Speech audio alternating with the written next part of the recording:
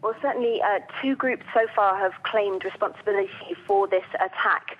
One was Liwa al-Islam, which means the Brigade of Islam, and another was the Free Syrian Army. One of its leaders, Qasim Saad ad-Din, said that this was what the Free Syrian Army meant when it said it had launched Operation Damascus Volcano. Now, it's impossible, of course, to work out whether those claims might be true, whether these are opposition groups trying to claim responsibility for an attack that is no doubt a major strike at the heart of the regime. Now, the regime has called this a suicide bombing, but a lot of questions remain. This was an amazing breach of security in an autocratic state. Whoever did this knew not only how to get into one of the best guarded buildings in Damascus at a time of emergency. I mean, this is when Damascus is undergoing some of the worst violence, in fact, since this uprising began. And certainly the people that were guarding this building would not exactly have been taking a nap at the time that this happened. It would have been very, very hard to approach. They also knew that this high-level meeting was taking place and who was going to be there. So this is a level of expertise and a suggestion that really this was planned weeks, if not months in advance. So whoever actually blew themselves up may not be the issue here. I think the question is, what was the level of, penetration at the top?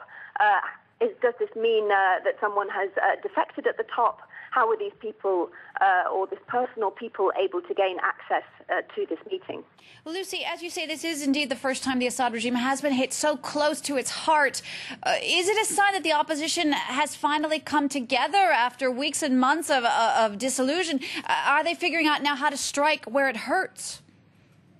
It's still really hard to tell whether this was any of the main opposition groups, although they're saying they're claiming responsibility. This suggests something much bigger than that, either some sort of outside help or inside help.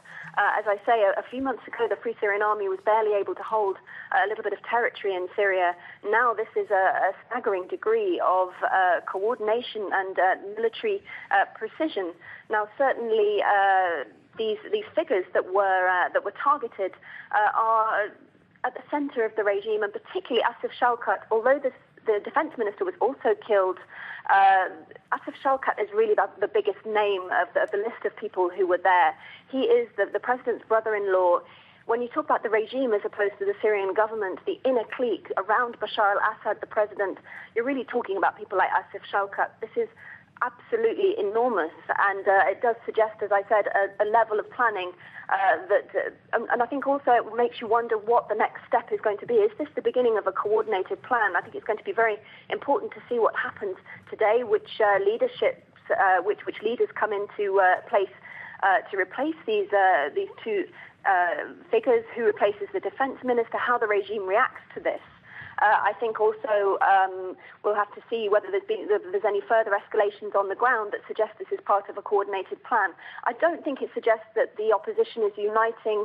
I think it's very fractured on the ground, but I think it does suggest that there's some help that it's getting from someone within the regime or within the army, because I can't see otherwise how they could have gained this access.